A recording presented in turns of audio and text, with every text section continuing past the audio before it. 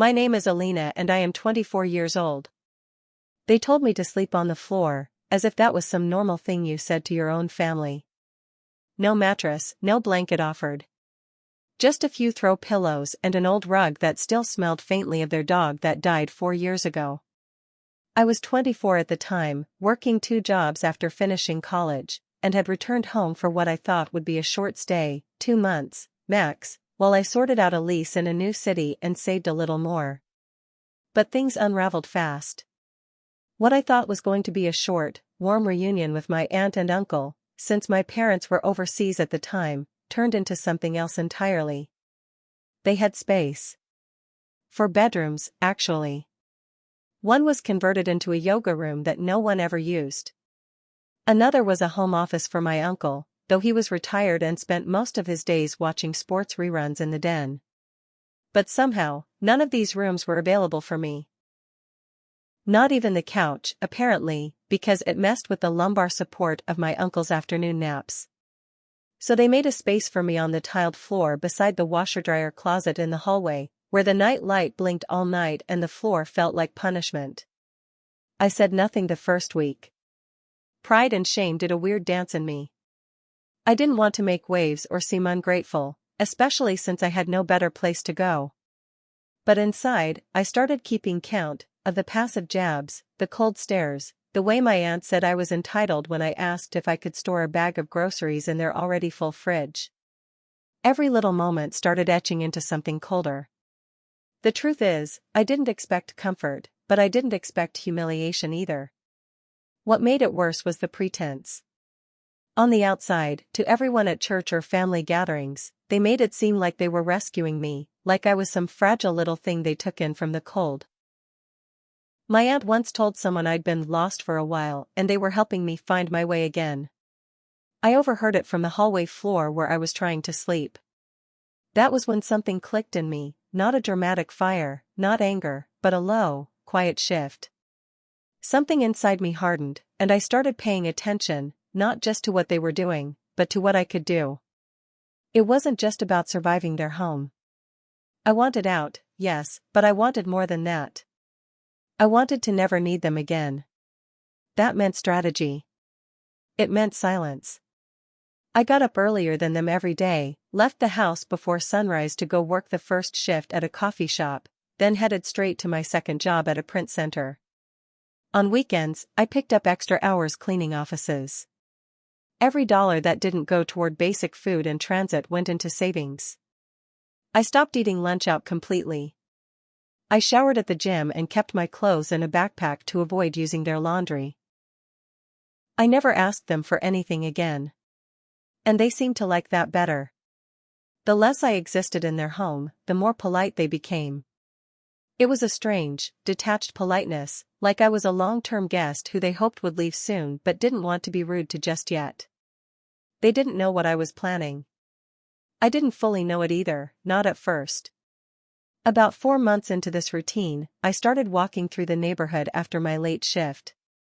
Not for any reason at first, just to clear my head before crawling back onto that cold tile. One night, I saw a for sale sign on the lawn of the house next door. It was dark, windows vacant, the grass too tall, the mailbox hanging slightly off its hinge.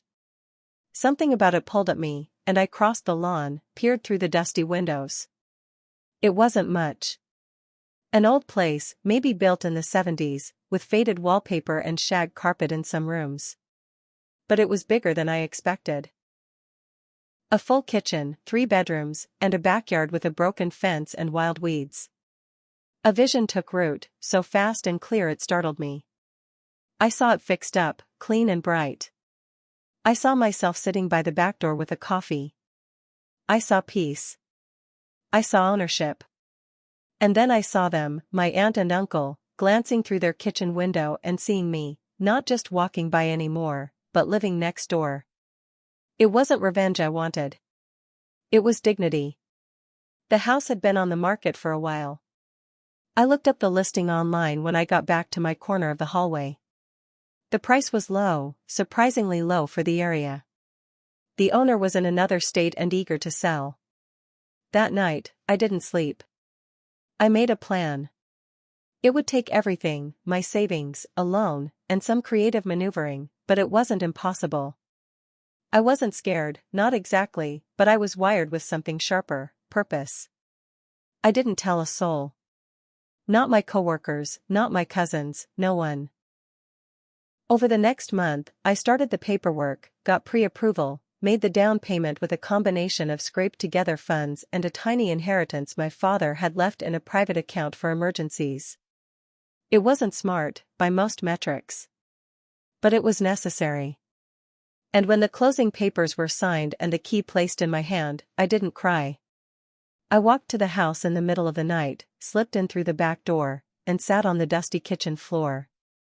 I stared at the cracked tiles, the grime on the stove, the broken cabinet door, and I smiled. This was mine. It smelled like mold and neglect and old furniture, but it was mine. I didn't move in right away. That would have been too easy. I wanted it done right. Over the next 2 months, I cleaned, painted, and repaired the place by myself during off hours. YouTube became my instructor. I learned how to install flooring, how to unclog drains, how to patch drywall. I bought second-hand furniture, scoured thrift stores, and bartered services where I could. I worked until my hands blistered and my knees ached, but every time I stood in the doorway and looked around, it felt like freedom was seeping in. And then came the pool. Not a huge one, not a glamorous resort-style pool, but a modest, rectangular lap pool I installed with the help of a local contractor who gave me a fair deal. It cost more than I wanted to spend, but I called it a gift to myself. The construction lasted 3 weeks. I scheduled it for when my aunt and uncle were usually out, church errands, or weekly brunches. But they noticed eventually, of course. One afternoon, my aunt saw me from her kitchen window, hosing down the new concrete patio. She came outside and walked toward the fence. Still, I said nothing. I let her stare. She didn't recognize the girl she told to sleep on the floor. They told me to sleep on the floor like I was a burden, like my presence was something they barely tolerated. Not because they didn't have space. They had space. A guest bedroom that sat untouched with folded sheets and plumped pillows. A finished basement that no one used except to store forgotten furniture. A den with 2 oversized couches that never hosted a single guest. But they said the floor would be fine for me. That I shouldn't expect luxuries when I was already being helped. I remember sitting on the cold tile of their hallway that first night, the hum of their fridge down the corridor, the light from their TV flickering faintly as they laughed at some late-night show, pretending like I wasn't there, pretending like I didn't hear them say how exhausting it was to have company. I wasn't a stranger. I was their niece. My name is Alina, and that night, something in me started to shift, quietly but firmly. I had come to stay with them after my roommate bailed on our lease, leaving me to cover rent I couldn't afford alone. I was working part-time at a bookstore while interviewing for full-time jobs. I had no time to find a new place. When my aunt offered for me to stay for a little while, I said yes without thinking. I thought family meant something. I thought I'd be met with warmth. Instead, I was given a thin blanket and a corner by the laundry room. At first, I told myself to be grateful. People had worse problems. I wasn't on the street. I had walls, running water, a roof. I said it enough times to convince myself. I kept my head down. I made myself small. I didn't cook in their kitchen. I didn't use their things. I woke up before them and got home after them. But no matter how little space I took, I was still too much. My aunt would complain to her friends on the phone when she thought I couldn't hear. About how I didn't offer to help, even though I did. About how I wasn't trying hard enough, even though I went to interviews every week. One night I heard her say I was mooching off them, like I hadn't offered to pay for groceries or clean the entire house on weekends. My uncle started locking his office even though I never went near it. The bathroom I used would mysteriously run out of hot water every time I stepped in. They made it clear, in small and large ways, that I was unwanted. But I wasn't helpless. I was quiet. And quiet does not mean powerless. It means planning. I started keeping track. Not of their cruelty, but of my finances. Every dollar I saved. Every gig I picked up. I took a second part-time job at a late-night diner. I walked to both jobs to save on transit. I cut out every non-essential thing from my budget. I ate canned soup and oatmeal. I turned down every invitation, every coffee run, every Friday night out. My phone bill was prepaid. My shoes had holes. My pride had bruises. But I kept going. Because I had a goal now. I didn't want to just leave. I wanted to win. I wanted something of my own.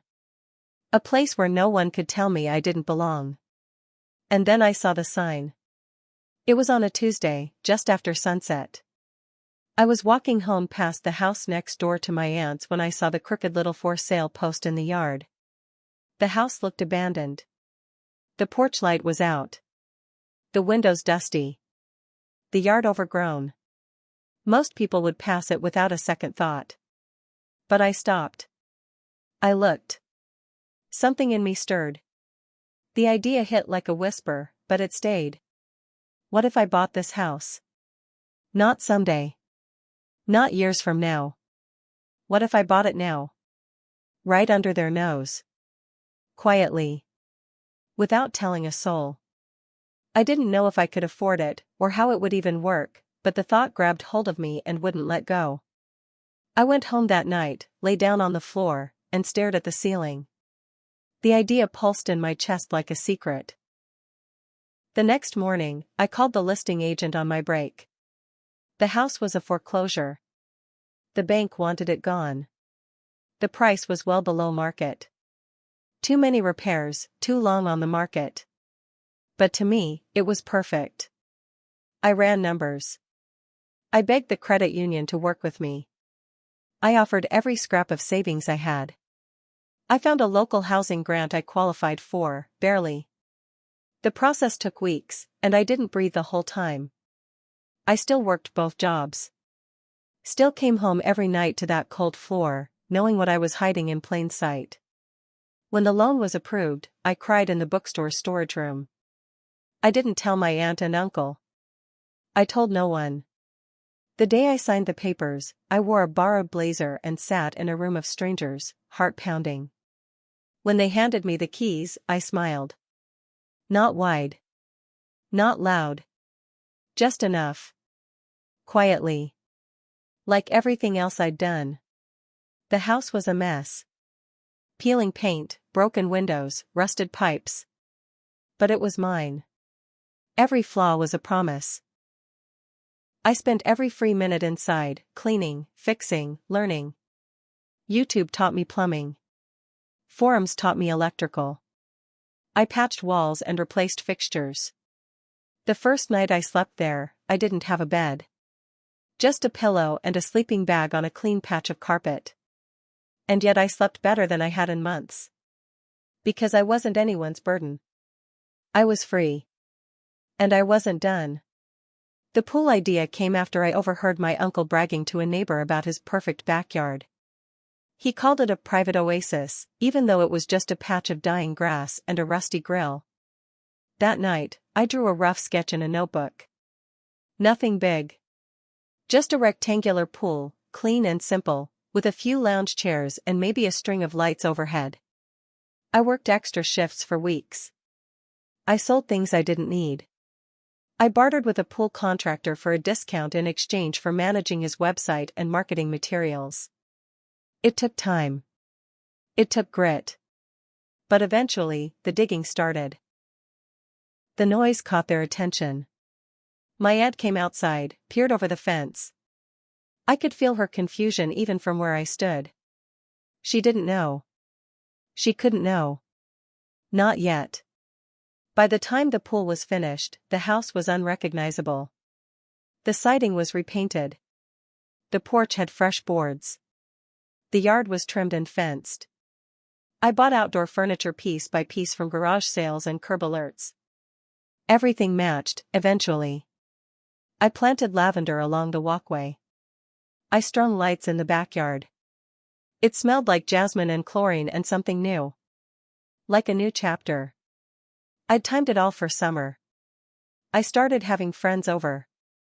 Just one or two at a time. Nothing loud. But the music floated over the fence. The laughter drifted through the air. One afternoon, I heard the click of my aunt's back door. She came out, stood at the edge of her yard, and stared. I pretended not to see her. I still hadn't told them. Not out of fear. Out of power. Because silence was my weapon now. Because some victories don't need an audience. They just need to be seen. One night, I was sitting at the edge of the pool, feet in the water, when I saw the curtain in their kitchen shift. Just a little. Enough. And in that moment, I smiled, not with smugness, but with peace. Because they had told me to sleep on the floor, and I had quietly bought the house next door and built a pool. For weeks after the pool was finished, I said nothing. Not a word. I kept living in silence while their curiosity grew. I would catch glimpses of my aunt through the blinds, pausing near her kitchen sink for longer than necessary, pretending to wash the same plate over and over while her eyes were fixed on my backyard. I saw my uncle mowing the lawn 3 times in 1 week, always slowing down as he passed the fence separating our homes, glancing over like he was trying to piece something together. They knew someone had moved in. They just didn't know who. I avoided running into them, adjusted my schedule so our paths didn't cross. I even parked around the block some nights to keep my car out of sight. Every detail was intentional. Because this wasn't just about proving them wrong. It was about transforming the silence they gave me into something louder than words could ever be. Still, I knew I couldn't hide forever. And the moment came sooner than expected. A delivery man dropped a package at the wrong house, mine, but addressed to the old name. Instead of returning it, my aunt decided to knock on the door, clearly hoping to satisfy the curiosity that had been gnawing at her for weeks. I saw her through the peephole. Her face shifted the moment I opened the door. It took her a second to register what she was seeing. Her niece, the same girl who'd been sleeping on her hallway floor only a few months ago, now standing in the doorway of the house next door, hair pulled back, paint on her jeans, a calm, unreadable expression on her face. Her mouth opened, but nothing came out. I thanked her for the package, took it gently, and stepped back inside without offering any explanation. I didn't slam the door. I didn't say anything more. But something passed between us in that moment. A realization. A quiet shock that planted itself in her chest. And I knew she would take that back inside and let it grow. That evening, I heard raised voices in their kitchen, muffled through the walls. My name came up. Then silence. The next morning, she didn't look out the window. It would have been enough for me just to live there quietly, enjoying my space, feeling the sun on my skin by the pool, sipping coffee without shame. But then something strange started happening. People began talking.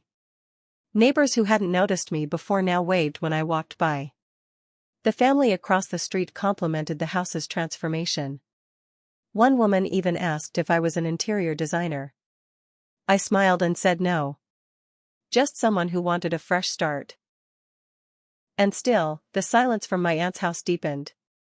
They had nothing to say when they saw me anymore. No fake warmth, no small talk. Just tight nods and stiff hellos. But something behind their eyes had changed. I could feel it.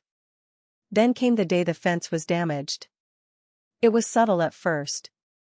A slat broken clean through. Then another. Then the garden hose went missing. Then someone started leaving trash near my mailbox, fast food wrappers, crumpled receipts, things I knew weren't from me. At first, I thought it was kids. But the timing was too perfect. It always happened after I had guests over, always after laughter had drifted into their window. I didn't react. I cleaned up the mess, fixed the fence, replaced the hose. But now my piece had cracks in it. The silence I'd once controlled had started pushing back. Then, one afternoon, I received a notice in the mail. An anonymous complaint filed with the HOA about unauthorized construction on my property. The pool. It didn't take much to figure out where it came from.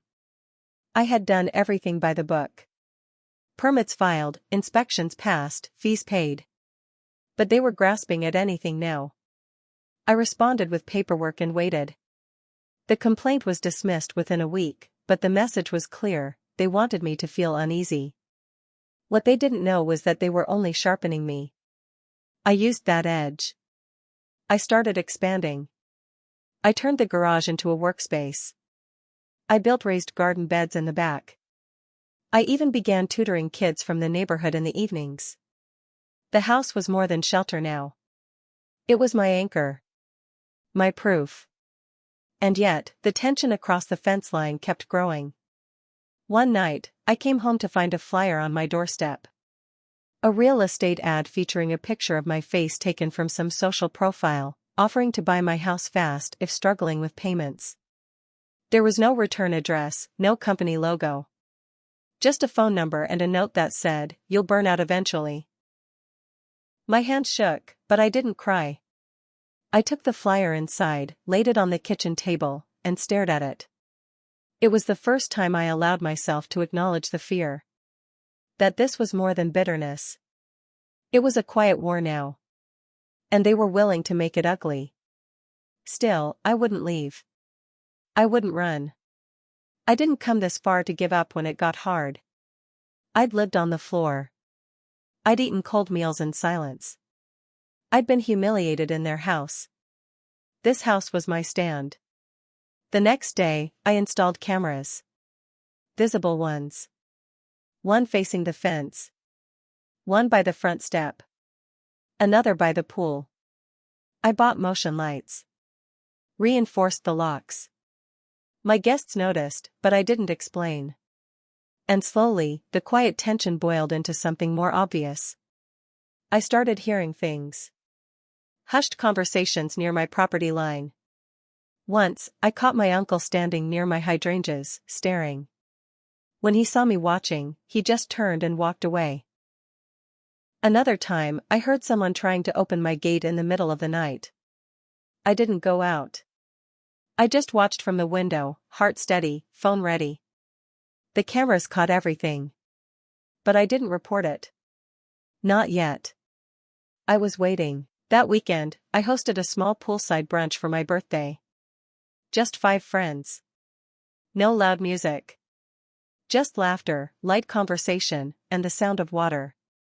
We toasted with lemonade, grilled veggie skewers, and talked about things that felt light and free. And then, like clockwork, my aunt walked to the edge of their yard and stared. She didn't say anything. Didn't smile. Just stood there. One of my friends noticed her and asked if everything was okay. I just nodded, told her not to worry. But inside, I knew something was about to break. That night, someone slashed 2 of my tires. I found them in the morning, flat and dirty, pieces of rubber curled like torn fabric. My hands trembled as I called roadside assistance. I told them it must have been some neighborhood vandal. They believed me. But I knew better. No note. No footprints. Just quiet malice. I filed a report but didn't mention names. Still, something in me had shifted again. I wasn't scared now. I was done being quiet. Instead of retreating, I pushed forward. I went to the neighborhood association. I requested to host a community pool day for local kids. I handed out flyers. I cleaned the street in front of both houses. I painted my mailbox a cheerful color. I planted sunflowers. Every move I made was louder than the last, not in volume, but in joy. I smiled more. I spoke to more people. I wore color instead of gray. I laughed without fear. Because the one thing they couldn't steal from me was my light. But just as I thought things had reached a balance, the biggest twist arrived. One morning, I received a letter addressed to the former owner of the house. Inside was a legal notice, a claim of inheritance from a previously unknown relative, disputing the foreclosure. The letter stated that the sale may not have been valid, that there would be an investigation, and that I could be forced to vacate if the claim succeeded. My stomach dropped. I read it 3 times before the words made sense. All my hard work. All my peace. All of it now hanging on a legal thread. I called my lender, the title company, a lawyer. They assured me it was unlikely, but not impossible. The investigation could take months. During that time, I couldn't sell, rent, or refinance. I was stuck in a waiting game. One I didn't ask for. And the worst part? I didn't think my aunt and uncle had anything to do with this one. This was something deeper. A shadow from the past, coming to reclaim what I had built. And still, I didn't break. Because no matter what happened next, I had rebuilt myself once before. I knew how. And I would do it again if I had to. The legal letter sat on my kitchen table for days like a silent threat I couldn't ignore. I kept rereading it, searching for mistakes, misprints, anything that would turn the threat into a misunderstanding. But the more I read, the more real it felt. A distant relative of the house's former owner was making a claim, saying the foreclosure process was done without proper family notification. According to the letter, the property might have been wrongfully sold, and if the courts agreed, I could be forced to vacate. My house. The place I'd bled for, cried for, sacrificed everything to build. I didn't tell anyone at first. I kept showing up to my tutoring sessions with a smile. I kept watering my garden. I even cleaned the pool filters that weekend. But something inside me was breaking. The calm I'd worked so hard to build was being eaten away by doubt. At night, I stayed up scrolling legal forums, reading horror stories of people losing homes they thought were secure. My hands shook when I checked the mail. I started jumping at sounds. Every knock on the door made my chest tighten. The house that once brought me peace now felt like it was made of glass. My attorney, a woman named Rosa, was kind but direct. She said the chances of me losing the house were small, but the process would be long and slow, and there were no guarantees. She told me to gather every document I had, from my loan agreement to home inspection photos, and keep records of every improvement I'd made. So I did. I made folders. Printed receipts. Took new photos of every wall, floor, and appliance. I even documented the backyard, the pool, the lights, the flowers. Every corner became evidence. But still, I couldn't sleep. I kept replaying the past year in my head. The hallway floor. The whispered insults. The silence. And now, this threat that didn't come from my aunt or uncle, but still felt just as personal. I started questioning if I had tempted fate by building too boldly, by making something too beautiful out of something broken. Maybe I had risen too far, too fast. And now the universe was correcting me. But then something even stranger happened. My aunt came to my door again. She looked different this time. No smugness, no curiosity. Just tension. She said she'd heard about the legal issue, which confused me since I hadn't told her or anyone in the neighborhood. Then she admitted she knew the person making the claim. They were somehow related to her friend's cousin, and word had spread through small-town channels faster than I expected. She didn't come to offer help. She came to gloat in her own quiet way. She said maybe it was a sign that the house wasn't meant for me. That some people reached too high and forgot where they came from. I listened without expression. I didn't answer her. I closed the door and sat down with that same quiet resolve I'd found when I first moved in. If they thought I would give up that easily, they had learned nothing about me. But it didn't stop there. The whispers in the neighborhood changed. People who once waved now looked away. I overheard a conversation at the corner store about that girl who bought the house she shouldn't have. Rumors swirled. Some said I stole the house, others said I was being evicted. None of it was true, but truth didn't matter once gossip started. I went from being the girl who transformed a broken house into something whole to the girl who maybe didn't belong there after all. It hurt more than I expected. The silence became heavy again. The house that had once felt like freedom now felt like a cage. I started skipping the garden. I didn't swim for 2 weeks. My friends texted, but I didn't answer. I didn't want to explain. I didn't want to admit that I might lose everything. Then, one morning, I saw a for sale sign go up in front of my aunt and uncle's house. It was like a punch to the stomach. I couldn't tell if it was real or a game. Had they been planning this? Were they trying to escape the mess or just make mine worse? I checked the listing online. It was real. The price was high, too high for the condition their house was in. But still, it made me wonder. I dug deeper. I called the agent pretending to be a buyer. That's when I found out they were behind on their mortgage. They had been struggling financially for over a year. All the while, they acted like they were above me, while their own house was falling apart behind closed doors. That night, I stood in my backyard and looked over the fence. Their yard was darker than usual. No lights. No voices. Just stillness. And for the first time in weeks, I smiled. Not because I wanted them to suffer, but because I finally saw the truth. Their cruelty wasn't power. It was projection. Their silence wasn't control. It was fear. They were never towering over me. They were crumbling, just better at hiding it.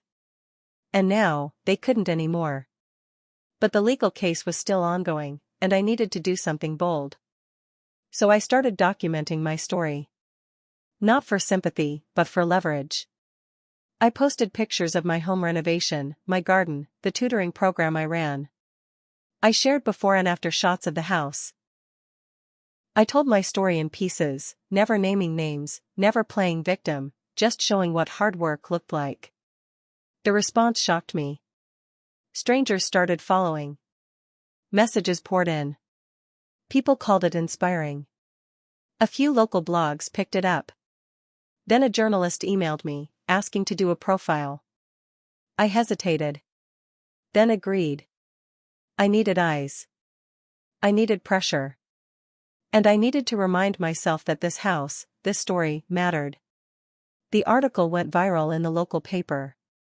It was titled From Hallway Floor to Homeowner. It told everything: how I saved, how I worked 2 jobs, how I rebuilt the house myself. It didn't mention my aunt and uncle, but everyone knew. And suddenly, the whispers changed again. People started waving again. Kids dropped thank you cards in my mailbox. One mom offered to help with gardening. I felt the tide turn. And the biggest surprise came next. The claimant, the distant relative trying to take the house, reached out to my lawyer through his attorney. He wanted to talk. Apparently, after reading the article, he wasn't sure he wanted to pursue the case anymore. He didn't know the house had been lived in, rebuilt, loved. He thought it was empty, neglected, an easy claim. Now he was hesitant. My lawyer advised caution, but I agreed to a call. I told him about the floor. The cold. The pool. The pain. The silence. I told him what this house meant. At the end, he was quiet for a long time. Then he said he needed to think. A week later, his lawyer filed a withdrawal. The case was dropped. I had won. The silence afterward was different. Not heavy. Not fearful. Just still. I slept better. I swam again. I replanted the sunflowers. And one morning, I watched as the moving trucks pulled up to my aunt and uncle's house. They left without a word. No goodbye. No explanation. Just boxes and silence. I watched from the porch, not with spite, but with peace. Because in the end, I hadn't just built a house. I'd built a life. And no one could take it from me now. After the moving truck disappeared down the road, I sat on my front steps for a long time, staring at the empty house they left behind. The windows were dark, the curtains still drawn, like their presence was holding on even after they were gone. I thought I'd feel triumphant, Like some part of me would rise with joy now that the people who once pushed me to the floor were no longer looming beside me. But instead, I felt something heavier. Not sadness, not pity exactly, but a strange ache for the years I had tried to earn love in a place where love had strings. I didn't want them to fail. I just wanted to stop being punished for surviving. And now they were gone, without ever having acknowledged what they did or what I became in spite of it. The silence they left behind wasn't cruel anymore, it was just hollow. I stood, dusted off my jeans, and went inside, promising myself I'd stop looking backward. The pool shimmered in the afternoon light. The air was warm. Life was moving on, and so would I. With the legal threat gone and the neighborhood buzz around me slowly quieting, I returned to my routine. I expanded my tutoring program and even got hired part-time by the local middle school as a creative writing mentor. The irony wasn't lost on me. Once treated like I didn't have a future, now I was helping others build theirs. I used the extra income to make final improvements on the house, updated the bathrooms, installed solar panels, painted the garage, and added a little library box by the sidewalk. Every change felt like breathing life into something long buried. And for a while everything was calm. But stories like mine don't stay calm for long. They stretch. They ripple. They pull in unexpected directions. One afternoon, about 4 months after my aunt and uncle moved out, I saw someone parked in their old driveway. A small, silver car with out-of-state plates. A woman stepped out.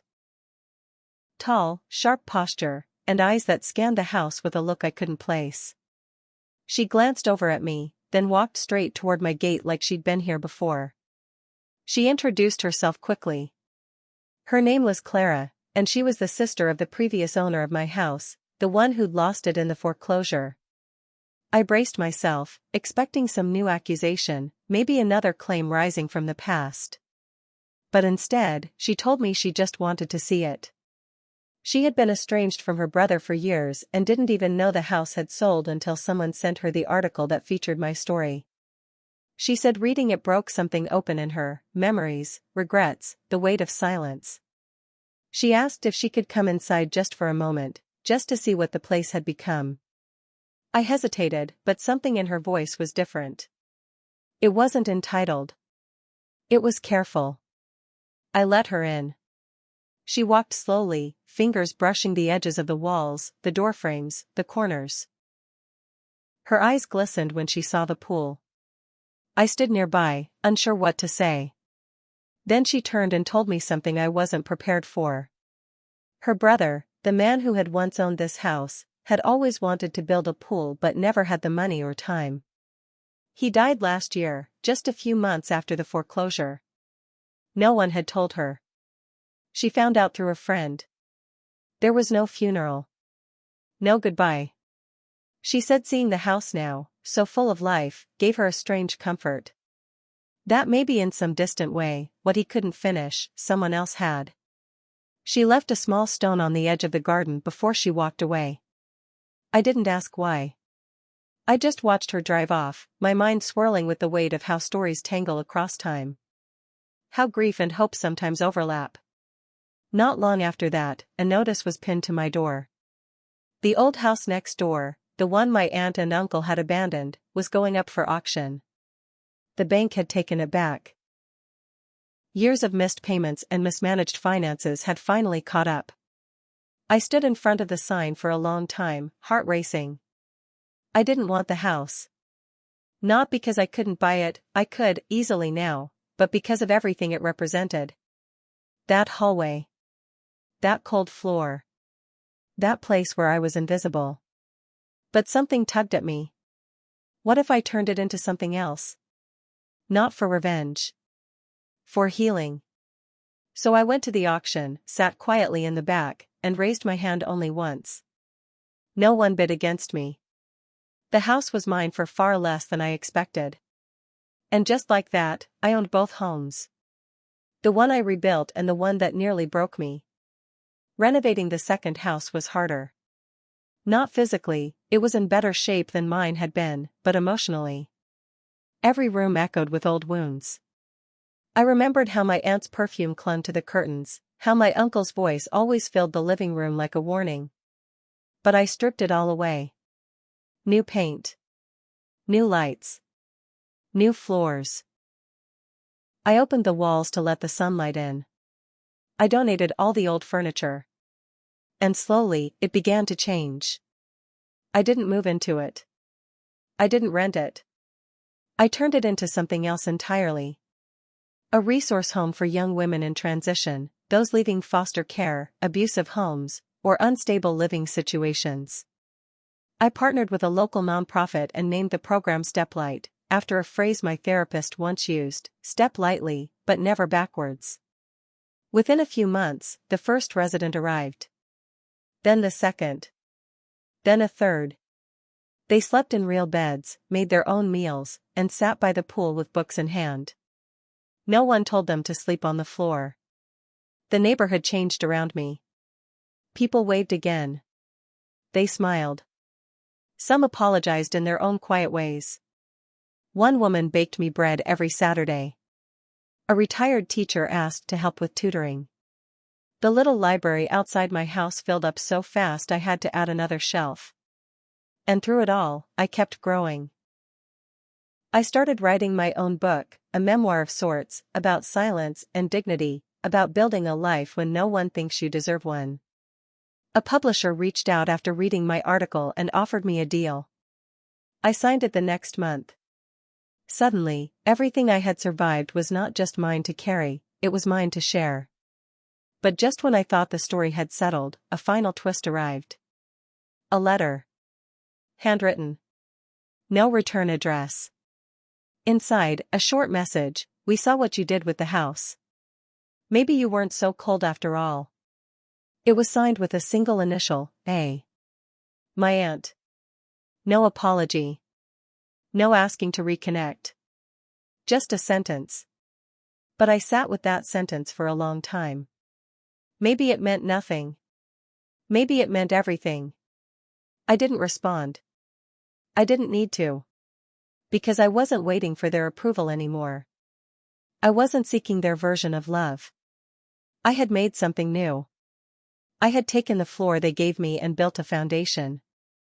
I had taken silence and turned it into strength. I had taken their house and turned it into a home, for others, for myself, for anyone who ever felt small in a place they should have felt safe. And most of all, I had proven something. Not to them. Not to the neighborhood. To myself. That no matter where you start, even if it's a tile floor beside a laundry machine, where you end up is yours to build. Fall came with a quiet wind, brushing yellow leaves across my porch and bringing with it the kind of stillness that only arrives when the hardest part of a journey has passed. My mornings returned to peace: coffee by the pool, soft light filtering through clean windows, a schedule no one else controlled. The house across the fence remained empty for months after I bought and renovated it into a transition home. I watched the yard settle like it was learning to breathe again, no longer bearing the weight of sharp words or slammed doors. The young women living there came and went with quiet confidence, always surprised that a space like that was meant for them. They would pause by the garden, flip through books from the little library, and leave notes of thanks I kept in a small jar beside my desk. I didn't need recognition. But every time one of them moved on to a stable job or found a home of their own, it felt like a quiet circle was being completed. I didn't have a family who had lifted me up, but I was helping build one for others, brick by brick, roof by roof. The book I started writing finally had a title: Not the Floor. It was simple, but true. My publisher loved it. The edits came slowly, but each one brought clarity. I poured into it not just what happened to me, but how it changed me, how it shaped my view of people, silence, space, and strength. I talked about the sound of the hallway at night, how the fridge hummed like it was mocking me. I described the way I'd peeled carpet with my bare hands when I first moved into my house. I wrote about the tears no one saw, the nights I almost quit, and the day I saw my aunt watching from her kitchen window with disbelief. The book wasn't meant to shame anyone. It was meant to shine light on the quiet victories, the ones that don't come with applause but are louder than any crowd. As launch day approached, I received more interviews, more requests to speak at schools and youth centers. Each time I stood behind a mic, I thought about the girl I was on that first night, the one they told to sleep on the floor. I spoke for her, too. Then, almost a year to the day after I bought the house, something unexpected happened. I got a call from a number I didn't recognize. I almost let it go to voicemail, but something told me to answer. It was my cousin, my aunt and uncle's daughter. She'd moved out years ago, long before I came to stay, and we hadn't spoken in ages. Her voice was quiet, almost nervous, and she said she'd read the article, then the book. She thanked me for writing it. Then she said something I hadn't expected at all. She told me that when she was a teenager, her parents had made her feel the same way I had felt. Not listened to. Not protected. Not believed. She said they always played favorites, and silence was a currency in their home. She said watching me break free helped her understand she wasn't weak for leaving. She was just tired of carrying shame that didn't belong to her. She cried. I didn't know what to say at first, so I listened. Sometimes that's more powerful than any advice. By the end of the call, we weren't sisters, but we weren't strangers either. And that was enough. As winter approached, something inside me began to settle. The kind of peace that doesn't come from everything being perfect, but from knowing you didn't let pain harden you. I decorated both houses for the holidays, not flashy, just warm. Lights across the fence, a small tree in the reading room, cookies left on doorsteps. The neighborhood had changed. New families moved in. The same neighbors who once whispered now waved with smiles that felt real. They asked about tutoring. Some volunteered. One older couple even donated a bookshelf for the nonprofit house. It reminded me that sometimes the people who hurt you will never make it right. But others, strangers, will show up and help you heal without knowing what they're healing. One evening, as snow started to fall lightly over the backyard, I found an envelope tucked under the welcome mat. Inside was a photograph. Faded. Folded. It was of the house, my house, before the foreclosure, taken on an old film camera. A man stood in the background near the fence, smiling. On the back of the photo, a note in blocky handwriting said, "He always said someone would finish what he couldn't. Thank you." No name. No return address. Just that photo. I kept it on my desk for days before framing it. I placed it by the window facing the pool, where light would always hit it in the morning. I never learned who sent it. But I didn't need to. Some gestures speak louder than identity. They say, I see you. I know what you built. In the final weeks of the year, my book hit bestseller lists in several categories: memoir, resilience, women's stories. The publishing team invited me to speak at a conference. I almost said no. The idea of standing in front of hundreds of strangers, telling the rawest parts of my story, made me nervous. But I remembered that the most painful parts of my life had once made me feel invisible. Telling them now made me powerful. So I said yes. The day I stepped on that stage, I didn't wear a fancy suit or dramatic makeup. I wore a simple dress and brought with me a photo of the hallway floor, the only one I'd ever taken. It was dim and unremarkable. But it was where the story began. I held it up and told them, this was my starting point. But it was never my ending. The applause didn't matter. What mattered was that I was no longer ashamed of where I began. Then came the final twist. One afternoon in spring, while pulling weeds in the front yard, a man walked up the path. He was tall, older, with kind eyes and a calm voice. He said he worked with the bank that had handled the foreclosure of my house, and he had been following my story since the article went viral. At first, I thought he was just stopping by to say something polite. But then he said he wanted to talk business. He had a proposal, to help develop a community model based on what I'd done, buying abandoned or neglected properties and turning them into safe, transitional spaces for young people. He had funding, connections, interest from local governments.